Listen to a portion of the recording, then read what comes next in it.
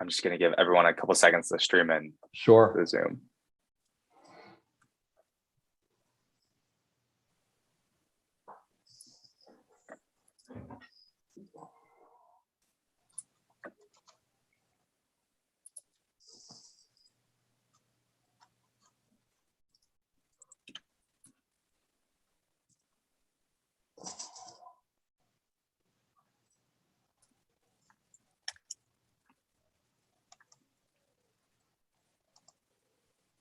Okay, wonderful.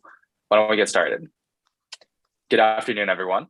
My name is Kevin Chow, and I am the Speakers Director of the William F. Buckley Jr. Program at Yale. I'm excited to welcome all of you to our 10th annual conference and our 4th panel, God at Man at Yale, Faculty and Student Perspectives. Today, we confront a university that is similar in its political divisions as in 1951, when William F. Buckley Jr. wrote God and Man at Yale, but different in the way that students and faculty pursue their differences. For that reason, we are fortunate to have with us 3 speakers who have a combined 5 decades of experience with Yale and its political culture to speak on intellectual diversity in the university today. Now, before I introduce our guests for this afternoon, I want to say a few words about the Buckley program. The William F. Buckley Jr. program is an organization dedicated to promoting intellectual diversity and open political discussion at Yale.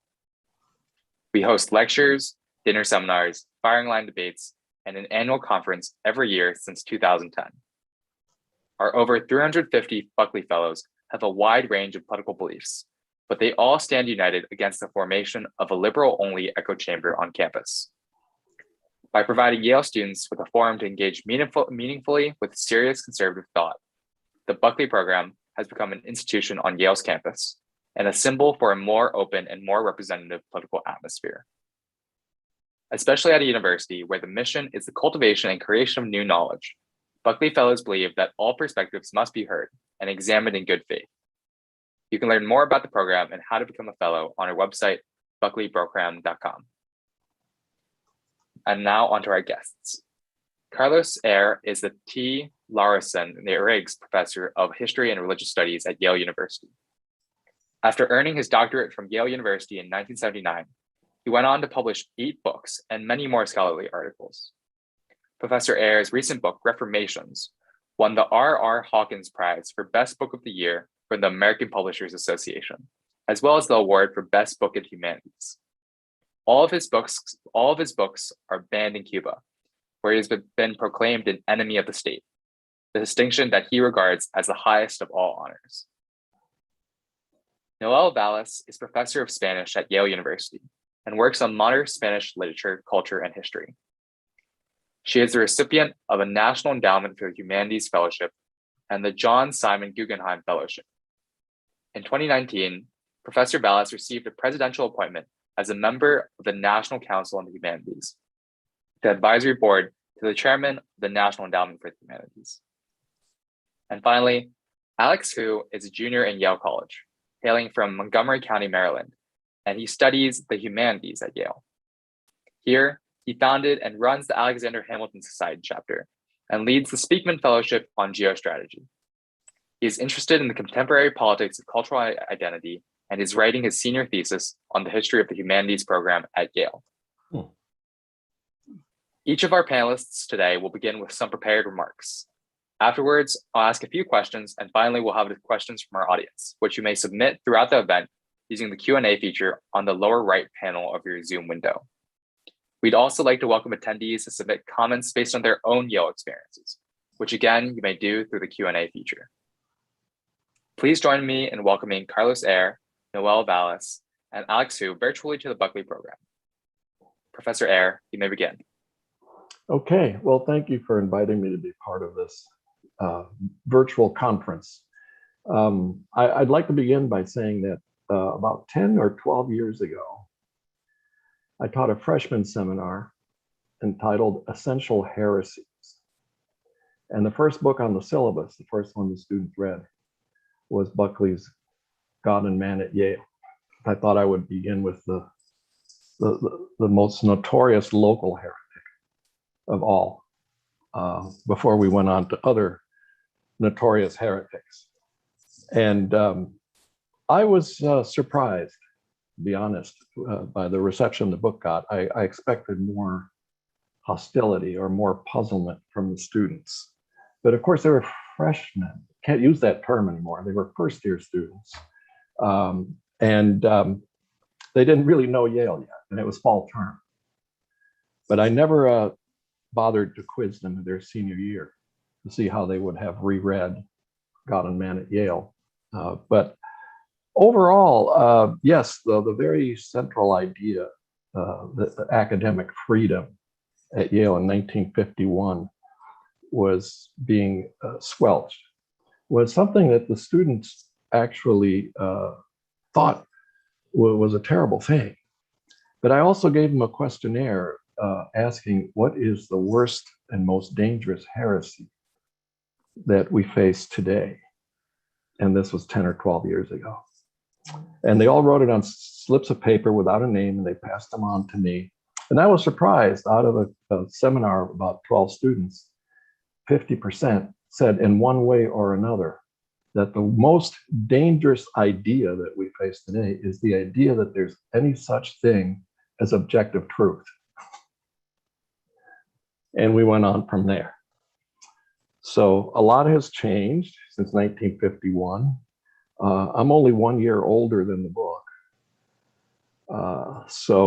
But I was not born in the United States. I was born in Cuba, and I've lived under communist totalitarianism. So I read Buckley's book with a very different perspective than any other college student would have had. And, you know, there's much of what Buckley said that no longer holds true, because actually the world has changed so tremendously since 1951. But the problems that he identified back in 51 are still with us in other shapes and forms. And depending on what subject one teaches, because actually the student perspective is very different from the faculty perspective, right? I read Buckley from the professor's perspective at Yale, even though I was a student here in the 1970s, graduate student. I didn't read him then. I had too much other reading to do, and I wasn't that interested in politics at the time. But anyway, as a faculty member, what we experience about the curriculum at Yale is very different from what the students experience. And what faculty experience socially is also very different. But I, as a faculty member, having been here 25 years, came here in the fall of '96, have noticed definitely an increasing amount of intolerance to what are considered, ironically enough, objective truths held by the majority. And they don't show up in the classroom as much, because I teach a period of history that is far removed from contemporary politics. So in my own courses, I don't feel that much stymied, and I can say pretty much whatever I want. And I occasionally throw in my swipes against socialism and communism, always emphasizing the fact that I lived it. Sort of like the Czech tour guide in Prague who told the Yale Alumni Association tourists that I was traveling with, someone asked her, "Have you been to the Museum of Communism? There is such a thing in Prague." And she said, "I don't need to, I lived it." So that's been my experience. And I always preface whatever I say that's taking a swipe at socialism, communism, or any kind of left-wing politics. I always preface it with that. And so far, I've been safe. I have noticed, however, that the curriculum in my two areas, in religious studies and in history, has become more and more defined by current day presentist interests and subjects, right? What is being lost to a considerable extent in the curriculum at Yale, from my perspective as faculty in two departments in the humanities, is the value of the Western tradition, both religious and historical. And in the history department, I can say that the number of European historians keeps shrinking. And we keep having gaping holes in the curriculum. We do not teach a Western civilization course survey. In the religious studies department, there is no Western religion survey of any kind, much less a history of Christianity survey. We have many courses in Christianity and Judaism, and some in Islam and other world religions, but the emphasis is no longer on what is part of the Yale heritage, which is as Buckley pointed out and was very annoyed by, the Christian heritage of Yale. But in general, what I fear the most is the creeping isolation of the Western historical tradition, and especially of Western civilization in general and its values. The creeping isolation of this into an ever darker corner of the curriculum. So, for instance, I teach early modern history. I teach late medieval and early modern, so roughly 1400 to 1700 or 1750. Just 4 years ago, there were 5 of us in the history department teaching in this period.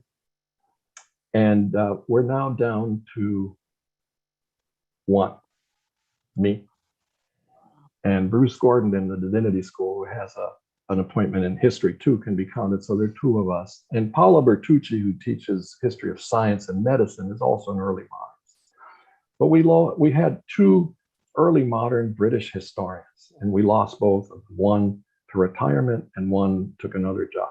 We lost our early modern Italy expert, Francesca Trivellato, who got an appointment at the Institute for Advanced Study in Princeton. That's been 3 years and still no search whatsoever for other scholars or historians who would fill that spot, and actually trying to get one replacement. Some of us in the department who teach European history had to fight tooth and nail at faculty meetings to get a search approved in early modern European history, parentheses, Britain included. Field open, any place in Europe will do. And it was difficult to argue for the value, especially British history, to American history in particular, especially since, American colonies that became the United States all have English roots. And one of my colleagues, Paul Kennedy, mentioned, if we don't fill this slot, it will be the first time since the 18th century that Yale has not had a historian of early modern England. And he's right. And that's the situation we're in now. And more than that, the courses in the history department increasingly veer towards presentist subjects, such as the obsession that our culture has had for over 2 decades on race, class, and gender. And there have been years when the senior essays that win the prizes, especially in American history, have either all been on race, class, and gender, or a great majority of them have been either on race, class, gender, or all 3. So the narrowing of focus is disturbing in 2 ways. One is the presentist focus of not just obsessing about these subjects that are the sort of the fuel that is igniting political debate and political discourse here in the United States, but also the increasing isolation of Western history in general into some distant and dark corner of the department. So what I've done is I have placed a quote from George Orwell outside my office from 1984. He who controls the past controls the future. He who controls the present. No, he who controls the past controls the present. He who controls the present controls the past, the future. When you rewrite history, and when you make certain history disappear, you're making it possible for a completely different present and especially a different future to come to existence. So in this respect, I think the book from 1951 raised issues that we're still dealing with, but they're different. They're very different. As for freedom of speech and freedom of expression, yes, it's getting increasingly difficult to speak one's mind without getting into trouble if one does not say certain things or use very specific language. But as I said before, that doesn't affect the classroom too much, but it does affect discourse within the university. And I'll end my remarks with this point, that it's every aspect of life at Yale that is affected by this. And freedom of expression, as Buckley points out in his book, can never be total, because what if a professor starts teaching a course on Nazi Germany praising the principles of the Third Reich? That would not be allowed. Well, a few years ago, during the Kavanaugh Supreme Court nomination kerfuffle, there was a student who tore down some posters on the old campus, anti-Kavanaugh posters. And ironically, he had just come here from Berkeley. But he annoyed and angered many students. But I had a petition from students in my class because he was auditing one of my classes. I had a petition from several students in my class that I not allow him to come to class because he was very frightening, simply for having torn down posters. And what I said to the students was, that I don't want to do that. That sets a very bad precedent. And second, that's not my business as professor, is to police people and police their actions. But that's the closest I've come to experiencing something that I don't think would have ever happened in 1951 at Yale. So things are getting a little more restrictive, and I'll end there. I have many other similar stories I could tell, but basically my point is, we have problems so similar as in some instances to be the same, but they're of a different sort. Thank you, Professor Eire. Professor Valles, if you'd like to begin. Yes, thank you. And thank you very much for inviting me. It's really a pleasure to be here. I don't remember when I first read this book, Buckley's book, but I can say that I was no longer young. So I cannot claim that it had an influence on me in the way such things leave a lasting impression on us when we are young. Buckley's book and persona were certainly familiar to me as an undergraduate at Douglas College, the Women's College of Rutgers University in the 1960s, not only because of his PBS program, Firing Line, but because of ISI, the Intercollegiate Studies Institute. Buckley was ISI's first president in 1953, when it was known as the Intercollegiate Society of Individualists. ISI introduced me to the traditions of classical liberalism and the soaring achievements of Western civilization. Unaware of how new an organization it still was, in 1964, I came to ISI as an earnestly naive Ayn Randian, swept away by the fountainhead in high school and determined to be, if not Gary Cooper in the film version, at the very least, Patricia O'Neill. This, of course, is what 18-year-olds, terrified of their own confusion, do. They latch onto something that promises clear, uncompromising answers and seems to provide a roadmap fully charted with no deviations, no change of plans permitted. It takes a while to sink in that life is not a roadmap. Ayn Rand's philosophy was tremendously appealing to a young person from the backwater edges of the New Jersey Pine Barrens, but also tremendously limited, as I was to discover with no small help from Buckley's ISI. Since the 1960s, American society has seen wave upon wave of such certainties disguised as truths. Randianism was only one of them. It is a paradox that some of the most unsettling, unpredictable, and even violent manifestations of those certainties have been premised on prepackaged notions, admitting of no surprises along the way. And I might add, no joy whatsoever taken in the improvisational gift of the universe. Such dismal desire for certainty, for absolutes, afflicts us today. One has only to think of the fatal attraction to identity politics, which imprisons all of us in an infinitely expanding list of categories, or the unforgiving understanding of those historical events and figures recognized as having benefited human pursuit, but who are expected to meet puritanical standards of inhuman perfection, or a social justice that is blind to its own biases.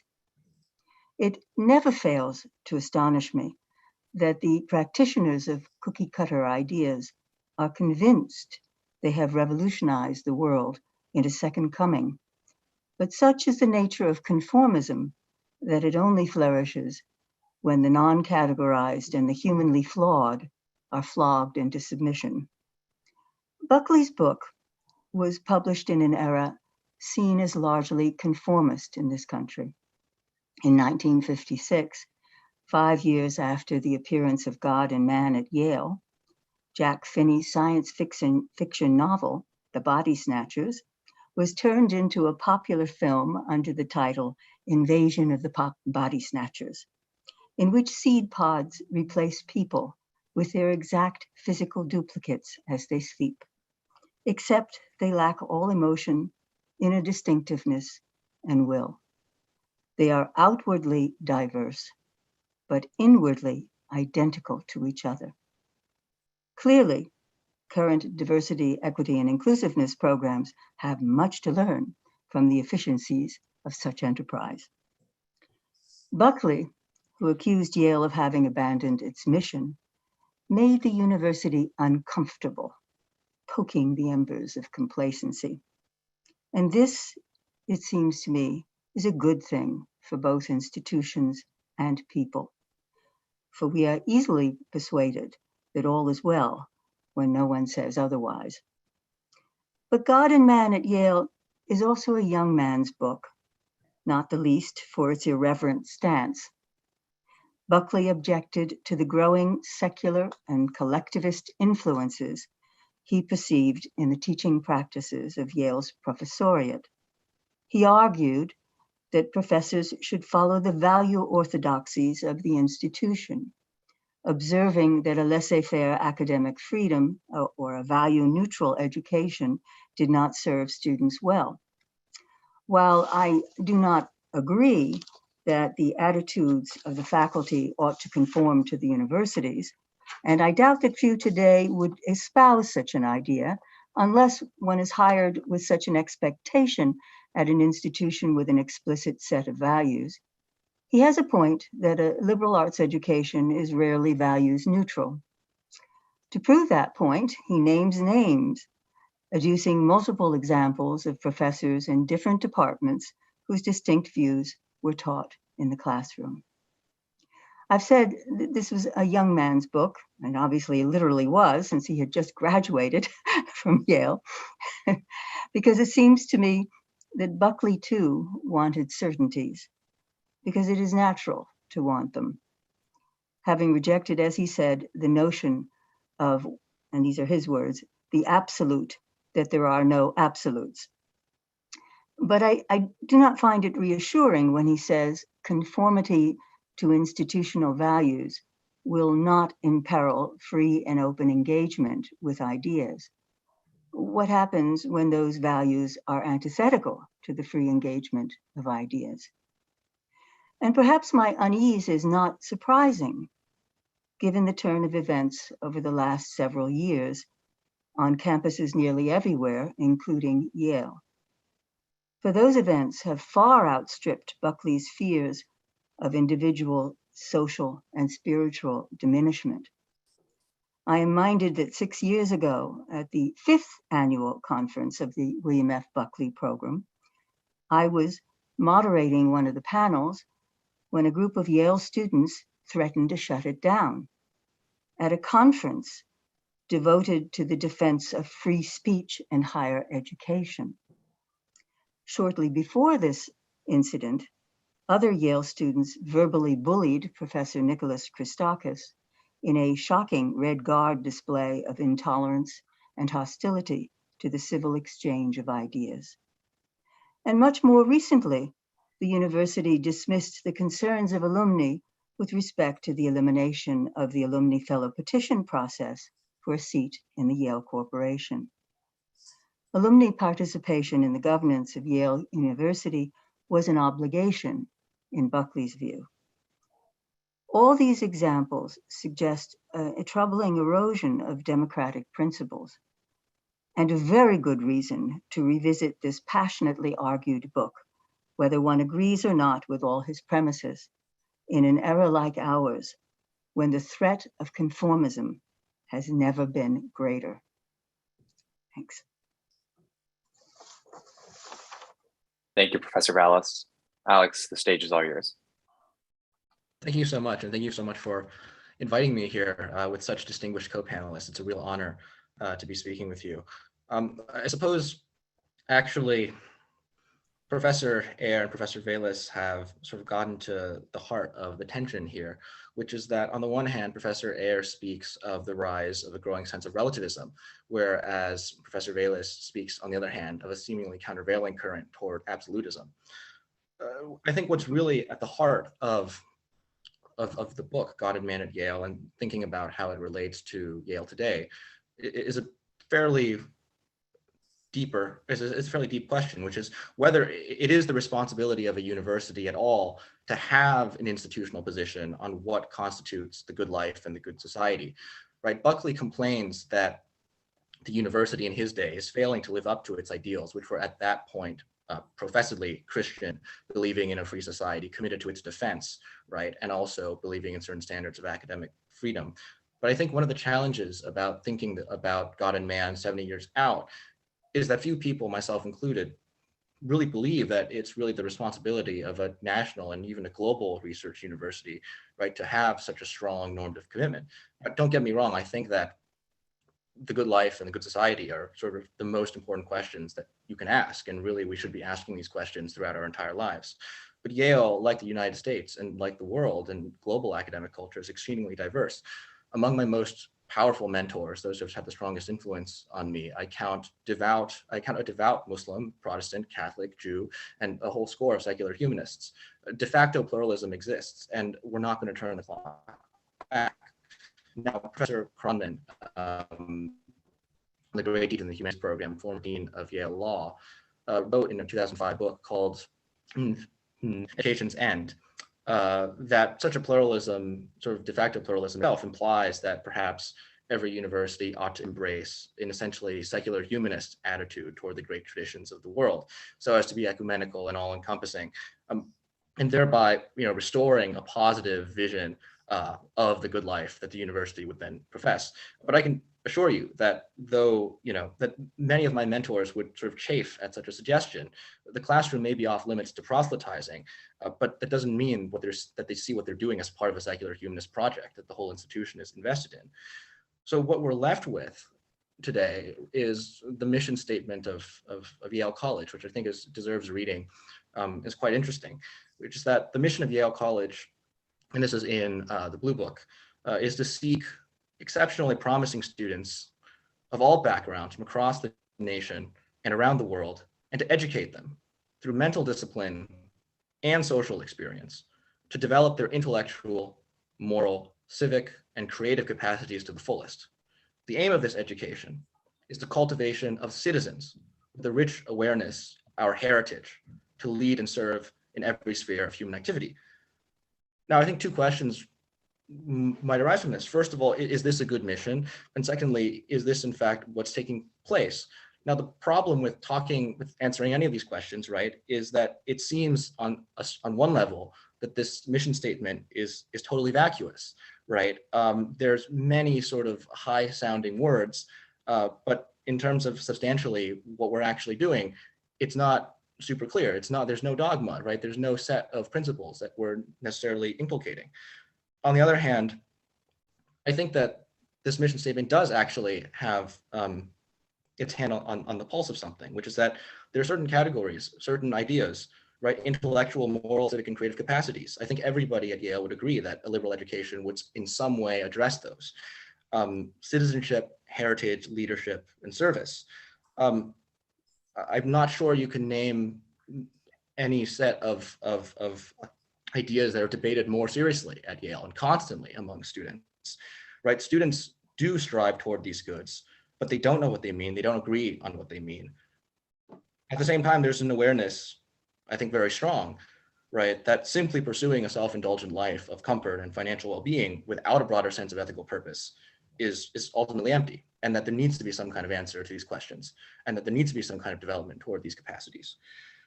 So I think in thinking about how Yale is actually dealing with living up to its mission statement, or whether this is a good mission, one thing to keep in mind is simply that Yale is not a unitary institution, and it hasn't really been one for a long time, as Professor Eire alluded to, right? Yale has sort of very strong departments with their own research priorities, and their own methodological controversies, their own fads, their own commitments to what's valuable and what's not. That itself gives you a partial picture of what's going on, but it doesn't come close to a full picture. Outside of class, there's a vibrant student life composed of voluntary associations devoted to every kind of endeavor. The Buckley program is one of them. And I myself run a reading group and a program that brings in speakers from Washington. It's the responsibility, I think, of the institution to make space for these kinds of organic pursuits to develop, at least in student life. And the burden of groups like the Buckley program, who clearly promote a certain set of values over others, to keep doing so within that space. This is chaotic, to be sure, but I think actually chaos might be better than the alternative, which is boredom or stultification, right? I think that's actually the real root of nihilism, the real root of why people are dissatisfied. Like, I would not trust the Yale administration to take over any aspect of student life, spiritual, extracurricular, academic, whatever. I actually think, the highly fragmented and chaotic nature of Yale right now, where there's so many different alternatives, is actually very healthy.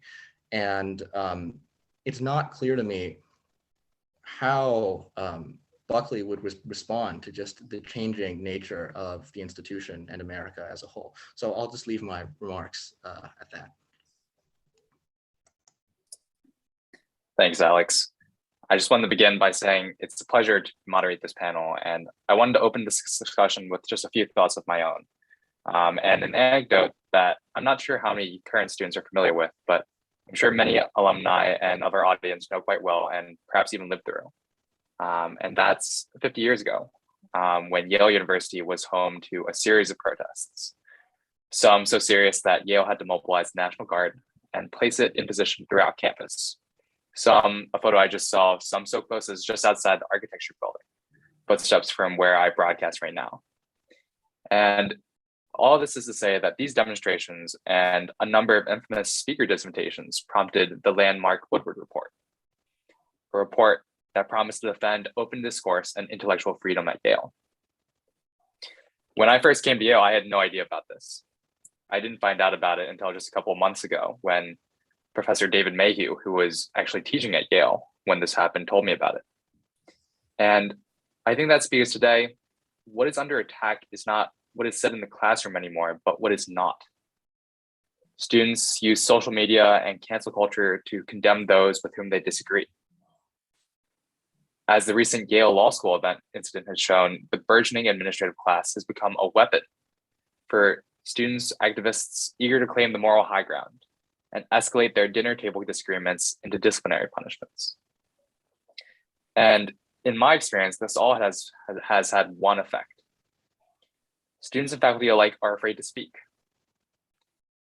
I believe that cancel culture is not so much about condemning those who speak unpopular thoughts, so much as it is about frightening those who harbor heterodox views from speaking at all.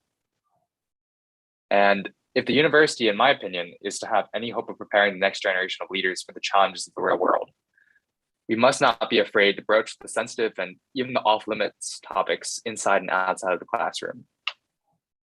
And I wanted to end with one brief survey that the Buckley program put out just this year, which found that every other student at a four-year college or university around America reported feeling intimidated in sharing their ideas, opinions, or beliefs in the classroom because they are different from those of their professors or classmates. And that brings me to our discussion today, which is about intellectual diversity and freedom of speech at Yale. And I want to begin with a broad question, excuse me. How much intellectual diversity exists at Yale, whether in the faculty or in the student body? And how has this changed during your times at Yale? Professor Eire, would you like to begin?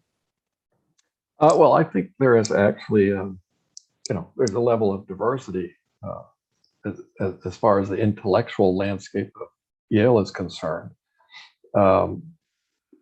Let's separate into two categories. There's the academic intellectual universe, where there are various methodologies and approaches taken, and there's a great variety of perspectives. But if you think of another area, which is the political, social area, there's no denying the fact that the overwhelming percentage of the faculty would describe themselves as liberals or progressives. And any viewpoint that does not fit within the boundaries of the liberal progressive label are never received very gladly. I have never seen anyone pilloried for expressing their views. The few faculty that there are who would call themselves conservatives, or even just middle of the road. But especially those who would call themselves conservatives, I've never seen anyone shouted down or hauled in for some kind of reprimand or punishment. But I have seen the constant exclusion of conservative points of view from discussion in various settings that are not strictly academic at Yale. I'll give one example. I served for 10 years on the publications committee of Yale Press, which is part of Yale University. And the publications committee is composed of faculty who either recommend or don't recommend books to be published by Yale Press. I repeatedly saw books come for consideration that were of a conservative bent politically. And the readers' reports, which are all part of the decision process, the readers' reports on some of these books were very negative, written by people of a liberal or progressive bent. So now we're getting into the academic sphere because these readers are themselves academics. And those opinions about the conservative book that was to be rejected all had in one way or another the argument that this book lacked objectivity. And I'll mention one book because it's the most extreme case I saw. The book that was eventually published by Yale Press, Children of the Gulag, which was the research was based on the newly opened archives of the former Soviet Union. And what this book showed, without a doubt, that these documents proved that the children of those sent to the Gulag often suffered worse fates than their parents. A horrific kind of genocide based on political ideology. Well, there were several votes to not publish the book because it lacked objectivity. When in fact, the book was based on documentary evidence. But one of the letters that just surprised me, that any academic would say this, said, well, this book lacks objectivity, it's far too emotional, and it's just old-fashioned commie bashing. And Yale should have no role in publishing this. It takes us back to the McCarthy era. The book almost didn't get published. So this is where it can be encountered, the mix of the political and academic spheres being restrictive towards one point of view. That is what progressives and liberals consider objectivity. And I'll leave it at that.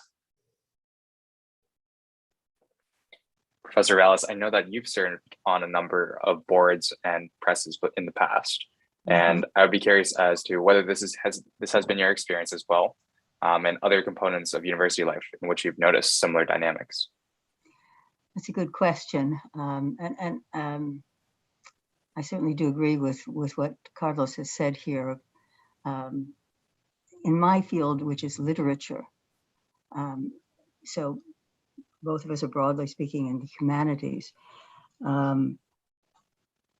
it isn't perhaps as apparent, and the reason it may not be as apparent is because it doesn't even come up. It doesn't, the idea that there actually might be another point of view, politically speaking, for example, ideologically speaking. I can give the, in fact, I would say in more general terms, there's a growing tendency in those who work in literature, not just in Spanish literature, but in all kinds of literature, to confuse activism with scholarship. And this is, I think, an increasing problem because there really seems to be a confusion about what scholarship is. I think you could probably connect this also to this question of whether scholarship is supposed to be objective or not. This would be the other side of, of this. Carlos was talking about scholarship that they accused of not being objective enough. On the other side, you also have this idea that, well, scholarship is never objective. So therefore, having an activist bent in your scholarly pursuits is perfectly fine. So we actually have both problems that are occurring, perhaps more so from in the fields that I observe more closely. But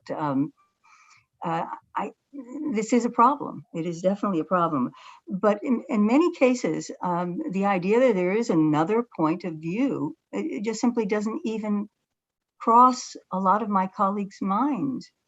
It's as though there were a huge black hole out there, a vacuum, and it's quite amazing. Now, the one place where I noticed this especially was when I served on the editorial board of the PMLA, which is the big publication across the modern languages fields, publications of the Modern Language Association. And it was a 3-year term. And it was sometimes very, very painful to be present at these meetings, which were held 3 times a year, because there was such hostility at times to even considering other points of view. And I did find it distressing at times to have to sit through some of the discussions. So politics on the one hand and the academic pursuits of scholarship are more and more crossing each other and becoming one and the same thing, I think, in many instances. Yeah. That's fascinating. Alex, could I ask you to react to that? How have you noticed sort of similar dynamics in your experience as a student? Oh, I certainly don't have the broad historical perspective that my co-panelists have, but I would say that I think in student life, generally speaking, if you're not looking for a fight, you're not going to get one, right? So like in the dining halls or whatever, if you want to articulate a point of view that's unorthodox, you can expect people to question you, but it's not going to be a kind of confrontational thing unless you're encountering someone who wants a confrontation. And I think it's the same both ways. In the classroom, I've been in numerous classrooms where actually I've had excellent professors facilitate extremely good discussions between people on the left, people on the right, really diverse groups of people. But I think it takes a special kind of professor to be able to do that. I think, Kevin, you also must have friends who have felt either shut down by professors or shut down by students, but it's not a universal problem. And I'm not actually sure if the problem is worse now or better now than previously. I just don't have that perspective. But certainly, I do think that individual courage on the part of students has a big role in actually changing things, right? So if you receive a negative response from a group of people, oftentimes, if you simply just stick to your point, they will actually start to pay attention to you. I think what often is the case, what I've noticed is somebody might say something that just gets rejected by the group, either in a seminar or in a dinner discussion or something, and the point is simply dropped, right? And obviously, individuals facing groups, that's, it feels coercive. But on the other hand, it's not like there's some kind of, at least from what I've seen, in most of Yale College, can't say anything about the law school, but some kind of larger, coercive pressure on students besides just simple, social friction. Professor Eire, I wanted to latch onto something you mentioned in your opening remarks, which is sort of the importation of presentist social movements into the curriculum. And this is something I personally noted after 2020 summer, when the protests over the George Floyd death and other social media activism. I've noticed that some of my professors began adding in entire weeks or units on race, gender, other sorts of representative topics. Have you seen this in your own department? I guess if you have seen this in your own department, could you explain some of the ways that it's manifested itself? Well, do you believe that it?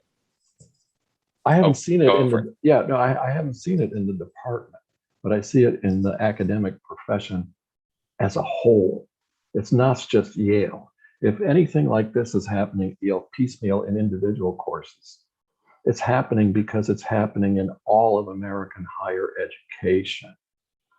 For instance, the University of Chicago announced, I think it was right after 2020, that anyone who wanted to get a PhD in English at the University of Chicago also had to specialize on race as a subject.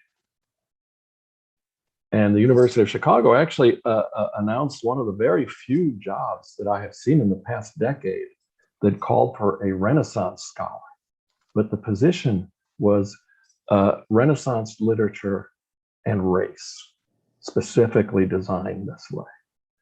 And in my own field, early modern European history or early modern religious history, consistently, not only are there fewer jobs in just that are announced and described, the job description, European history, all of them in the past 6-7 years, each and every job description for a job in European history inserts some presentist concern, race, slavery, or a geographical concern to move the center out of Europe and the Mediterranean, Europe, or even more specific, Eastern Mediterranean. or, Christianity and Islam, and so on and so forth. These add-ons, they're add-ons that are pasted on not just at Yale within individual courses, but in the very job descriptions that create the future of American academic life, not just here, but throughout the United States at least. And Canada too. I can add some Canadian job ads to that. Just to follow up, do you believe that this influences the fields in which scholars choose to specialize in when in grad school or when in their early careers? Absolutely.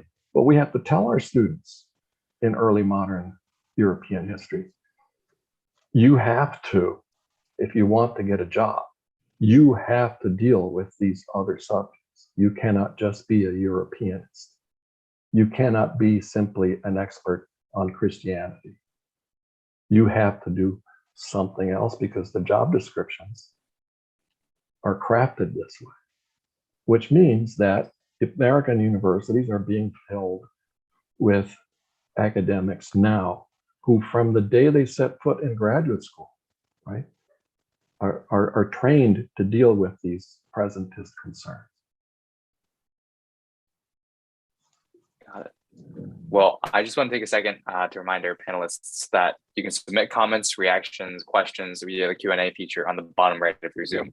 But with that, I wanted to ask Professor Valles if you've noticed any of similar trends happening in your field, whether the curriculum is being informed by what the movement, the politics of the day is moving towards. Yeah, in general terms, you can definitely see it. If you need an example of that, open the pages of the program to the annual Modern Language Association for its convention. So yes, it's everywhere. I would disagree here, though, in this respect. Yes, these topics, these areas of study are ubiquitous, and often treated in ways that are academically or intellectually, in my view, rather uninteresting, because the understandings of these particular topics are often so conventional and predictable, placed into prepackaged theoretical models, for example. That's the sort of thing where I think you have a terrible effect on not only scholarship, but on students who are going to have to listen to that in the classroom, unfortunately, an awful lot. But these are legitimate topics if you're looking at them, for example, historically, right? We want to look at history, the history of race, the history of gender. I, for example, give a course on women writers of Spain. And what we look at, first of all, of course, are these texts as literature that happen to be written by women. But I also look at the historical circumstances in which they have written these texts and whether those historical, social, cultural, even economic circumstances have any meaning, have any relevance to what they have written, and they often do, quite frankly. So here I would disagree. I do think these are legitimate areas of inquiry, but unfortunately, I do think that what we are seeing increasingly is a kind of questionable scholarship on these topics in many cases, which shuts down inquiry, shuts down debate about these areas, and that to me is really far worse. Yeah, if I may reply to it, I wasn't suggesting that these are not legitimate areas of study. I was just observing that they're now being required of everyone. Yeah. As a subject that has to be taught by them if they want the position. Yeah, and I agree with you, and I think that's terrible. And it's happening in my area, in literature as well. That is absolutely the worst thing possible. Right. Yeah. I wanted to bring in a sort of student perspective on this, as being a participant in these discussions. Alex, I don't know if you've noticed this, but at least in my classes, I feel that sometimes when we enter certain topics or ranges of debate, people just shut up and sit quietly. for fear of being condemned sort of outside of the class, being a fear of being socially ostracized for the political comments, or perhaps not political, even just sensitive comments they make in class. Have you noticed this in your own classes, Alex, or do you see manifestations of this sort of focus on certain topics that are sort of silencing or not chilling speech? So it may just be a function of my selecting classes where this sort of thing doesn't happen so much. As a humanities major, directed studies, and has excellent professors. You, as someone in political science, I'm sure probably have to deal with this more. I would say, I mean, I haven't experienced this so much. Actually, perhaps one just because the mood has been quite pessimistic. Right, direct studies at Yale, freshman sequence, 3 courses in the fall, 3 courses in the spring, on sort of what you might traditionally think about as sort of texts of Western civilization. This year there are 8 sections for the first time. Previously there were only 7.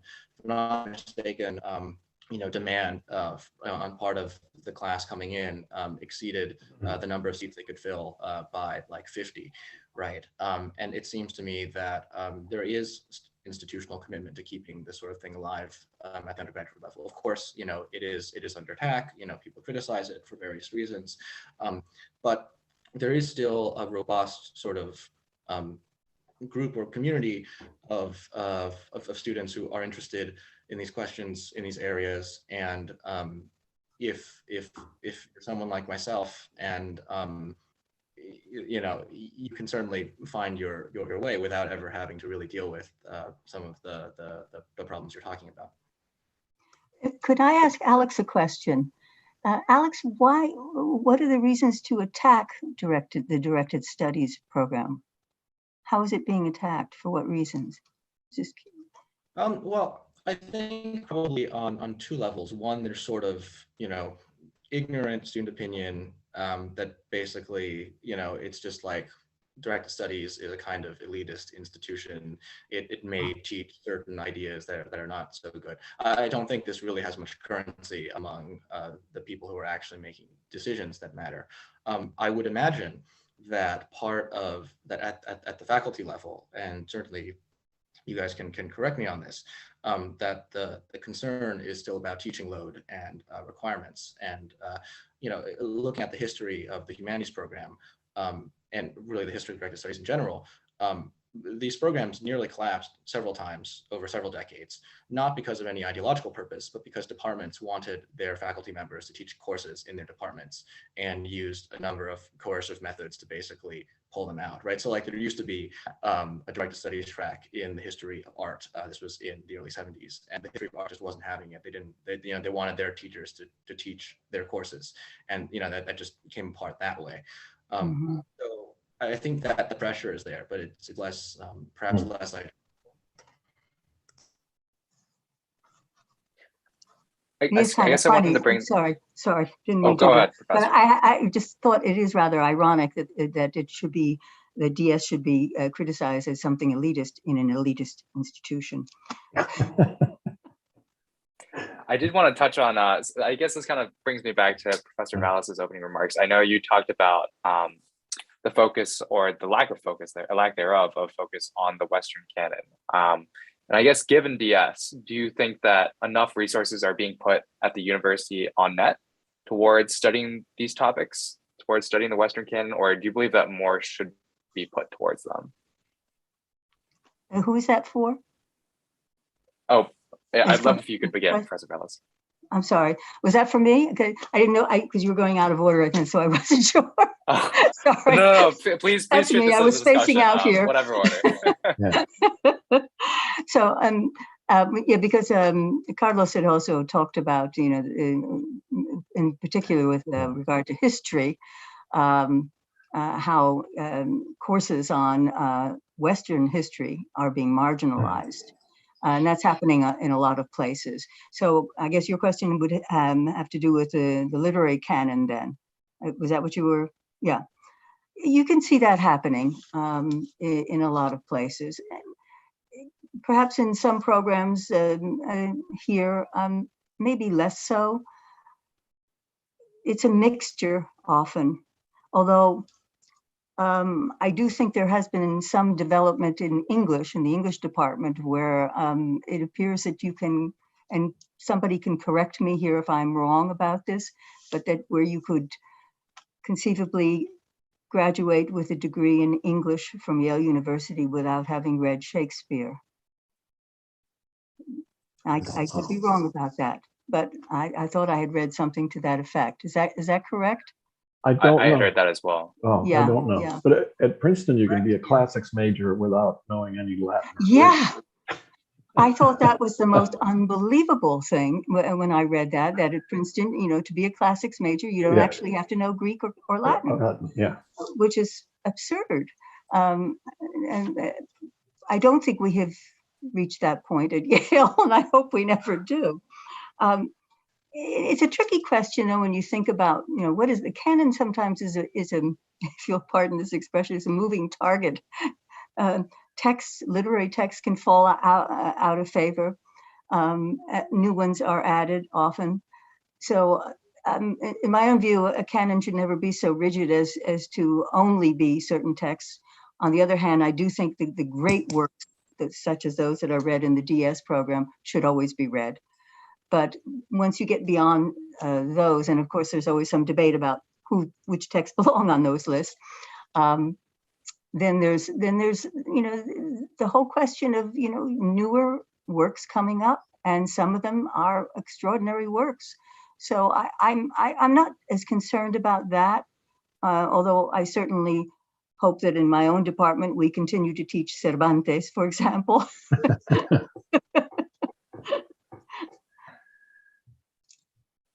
I guess my next question would probably be then, is there any effort being put towards developing those programs, or is it mostly just focusing on other areas of exploration that are of interest within the department? Creating a great works program, that is. Oh, you mean say in a department like mine? Or in history, either one.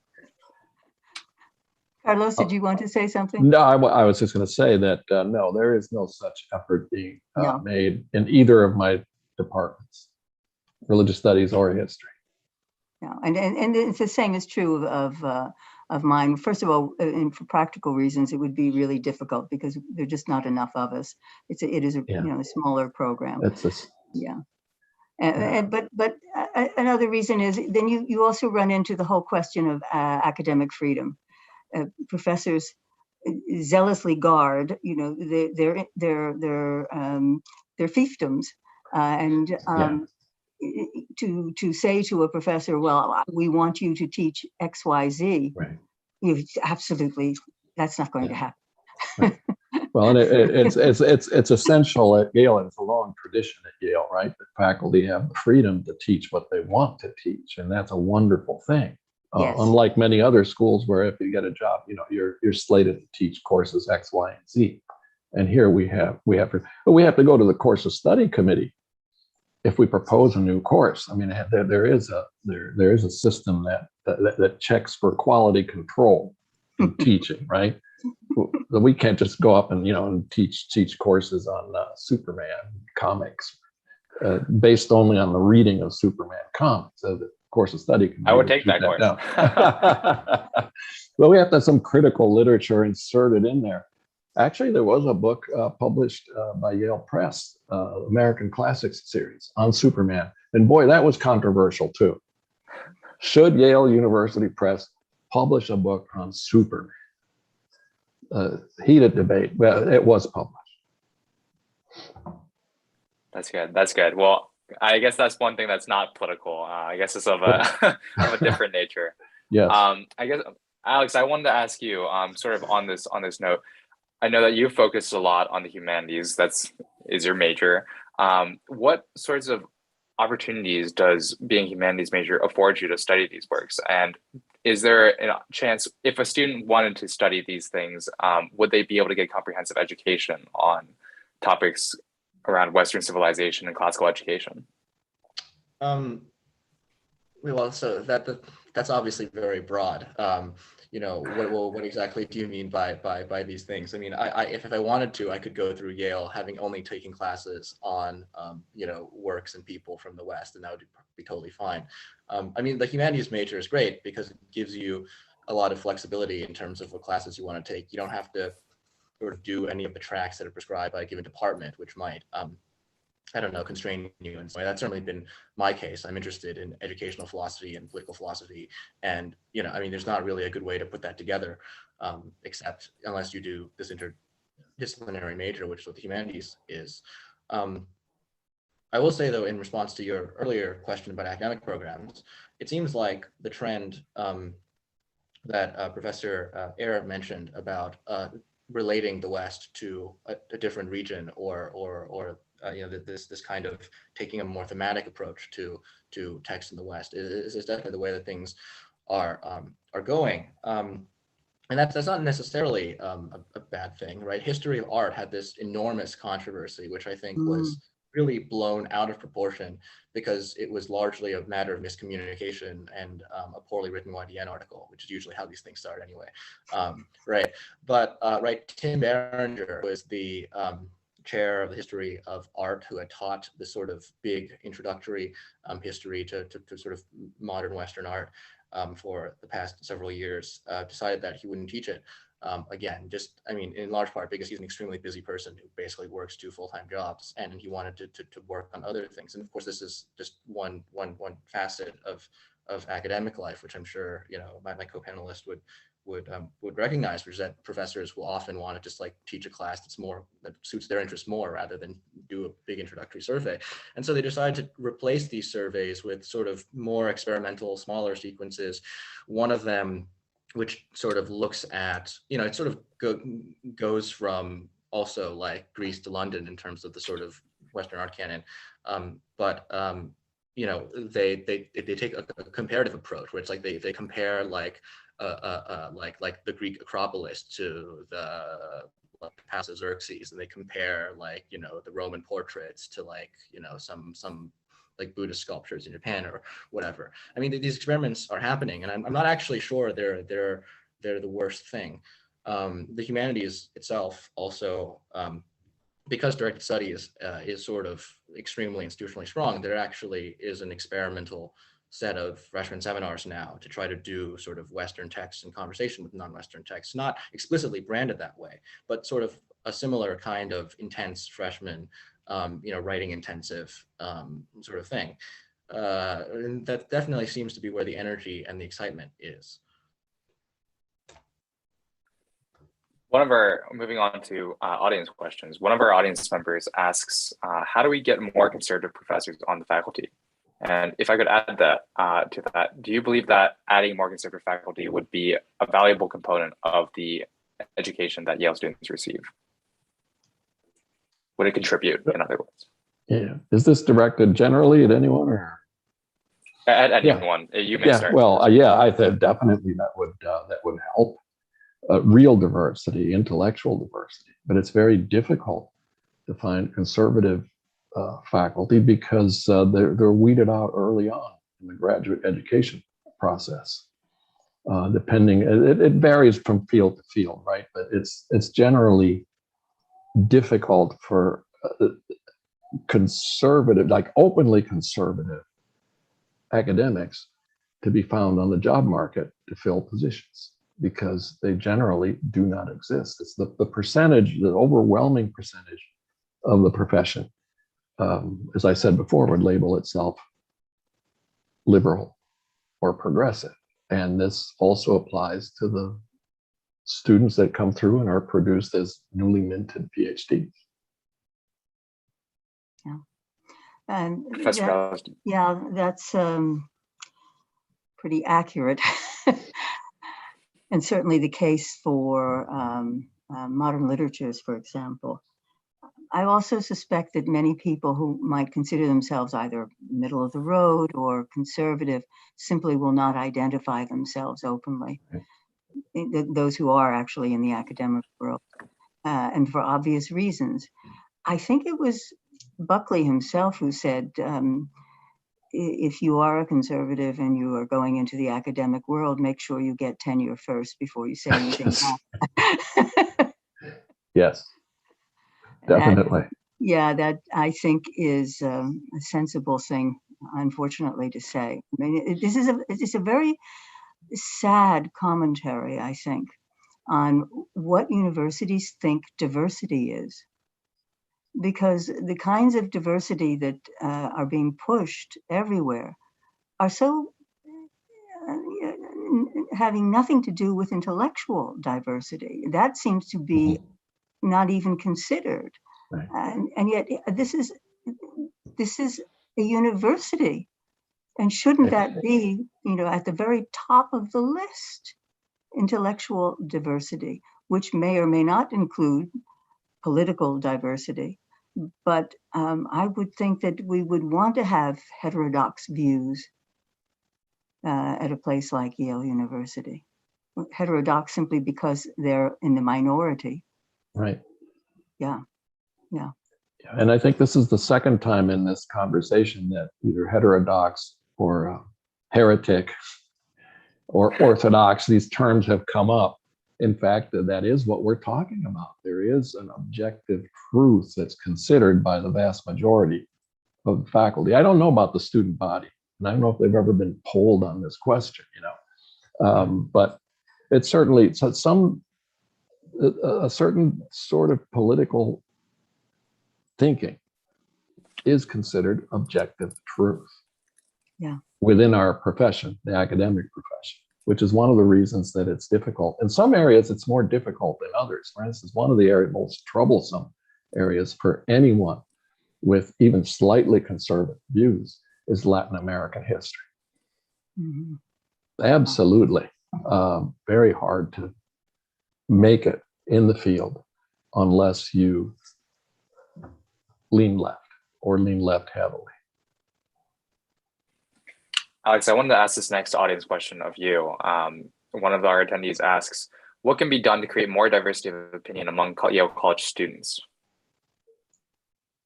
So I think this is an interesting question because usually the way that people think about this is, well, what kind of institutional reform are we going to make?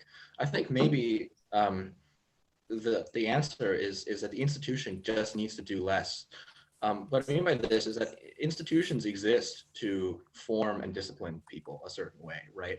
Like, it's actually extremely unsurprising to me that people come into Yale with very diverse political opinions and come out of Yale with with opinions that are less diverse. If that wasn't happening, then in some ways the institution would not, be an institution in the proper sense. But I do think that students are coming into Yale with very diverse views. I mean, I know people, this is, I think, actually one of the great advantages of Yale becoming a really global university and actually, taking seriously plans to recruit people who are first generation low income and people from geographies that are, all across the country. I mean, people's experiences are very, very different, right?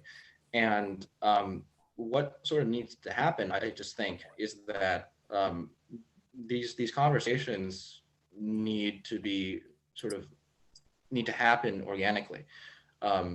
I think Yale does a very good job of doing this already, just by having sort of residential colleges where there's just so much unstructured social life. Like I've learned so much from one of my best friends who comes from a rural county in Georgia, or one of my friends who comes from like a farm in Iowa. It's so completely different, right? And that's moderated and nuanced my views, immeasurably. The problem, I think, is if you want the institution itself to do something, then you're going to demand conformity in some sense. And so really, like, the fact that student groups like the Buckley program or whatever are allowed to exist is fabulous. And what just needs to happen, right, is we as students and really participants, members of the Yale community in general, need to be more active and actually just let the institution do less.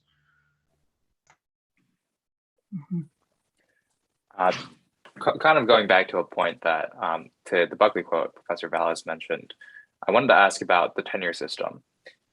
One thing that I've heard about, for at least for junior faculty, is that the mentality is sort of keep your head down and keep publishing, and don't veer into political controversy. Is this an accurate portrayal of how the tenure system incentivizes or disincentivizes political engagement for faculty, kind of on Alex's point? Or do you think that the tenure system affects senior and junior faculty differently? Professor Valles, if you could start. Okay, sure. I think this depends on the field also, and I can only speak to my experiences in a particular field, which is that of literature. So it would, I would expect, be very different if you're in political science, for example, or history maybe as well, I would expect. But here again, I would say that if someone somehow manages to slip through without being caught, so to speak, as a conservative or even a middle of the roader, then that person knows already, from the get-go, that the only way you're going to get tenured probably is not to say anything until you have the tenure. The thing is that most people coming up for tenure are not going to face these questions because they're all on the same page, so to speak. At least in with my experience, these are not those kinds of questions. I have never seen that kind of a question come up in my range of experiences, and I think it really has more to do with the fact that there's already been so much weeding out already, right.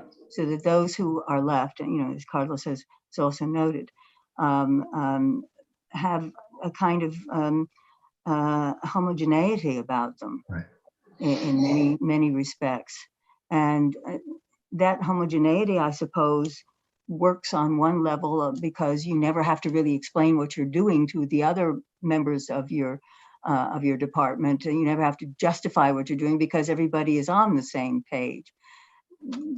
But I do think a larger problem here is that it breeds conformity. It breeds in scholarship an unimaginative, often predictable kind of work, and that spills over into the classroom. Yeah. Yes. And there's an additional dimension to this. I agree with everything that you've said. There's an additional dimension that if any junior faculty person decides to become a political activist, or tries to gain a status as a public intellectual, that's going to be viewed negatively as a distraction from the scholarship. And of this person, a perception of this person as perhaps being a dilettante or not completely committed to their scholarship.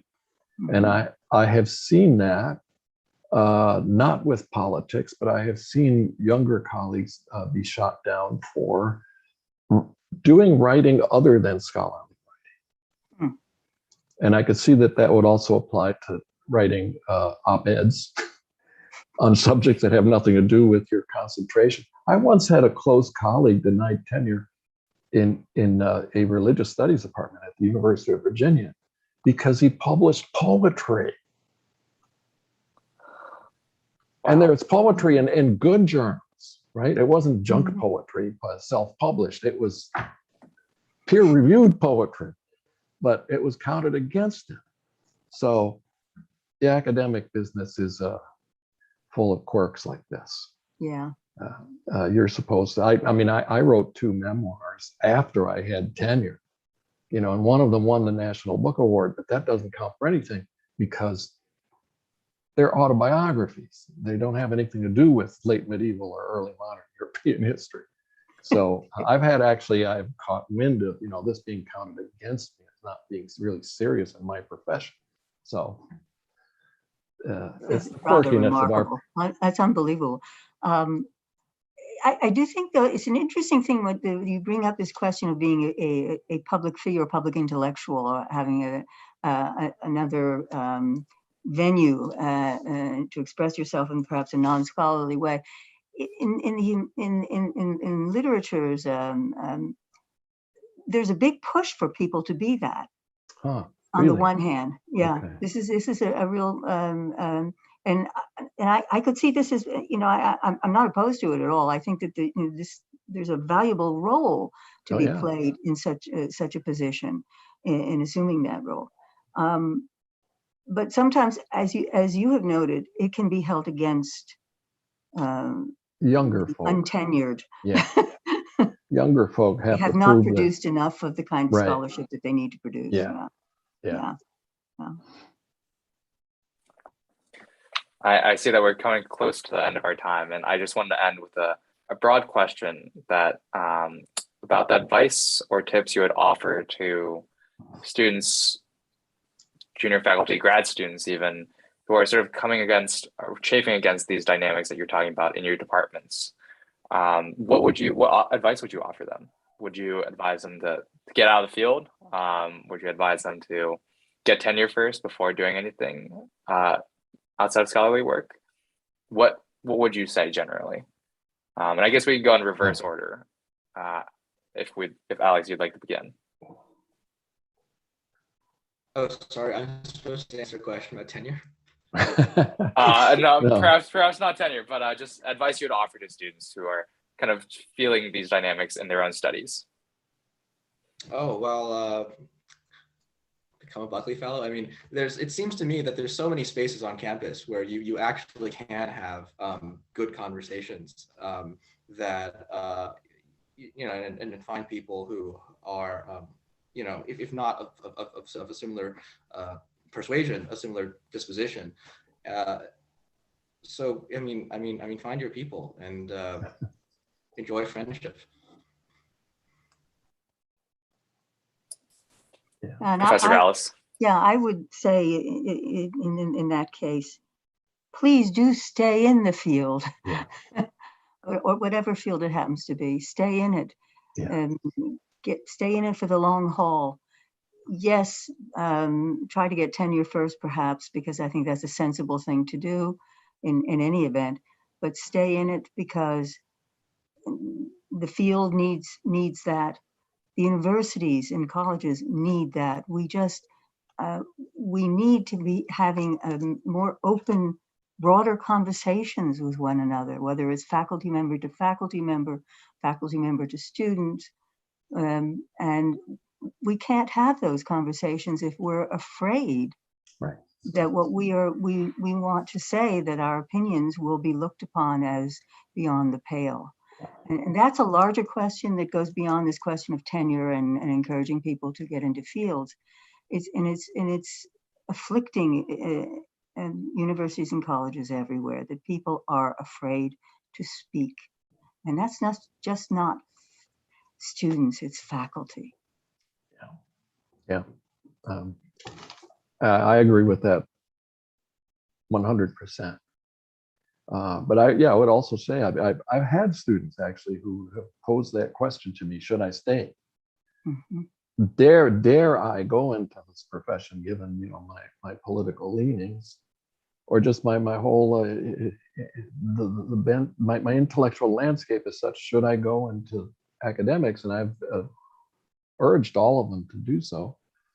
But also, and it's because what we do is kind of like an old-fashioned medieval craft. You have to prove that you are a master at your craft. So keep your nose to the grindstone in your younger years and establish yourself as a scholar. And then once you have tenure, that's the beauty of tenure. And many students don't realize that tenure was instituted, and it's at least in American higher education, to give faculty the freedom to speak their minds, to do what they want, to have absolute freedom of expression, and not fear being fired. I would never advise anyone not to go into the profession either. Okay, great. Well, I just wanted to close out this discussion by saying thank you to all of our panelists, Professor Eire, Professor Valles, Alex, for joining us for this lovely discussion, and all of our audience members for asking great questions. You can find more about the program on our website at buckleyprogram.com. But in the meantime, I hope you all have a good evening. Thank you. Thank you. Thank you. Thank you. Thank you all.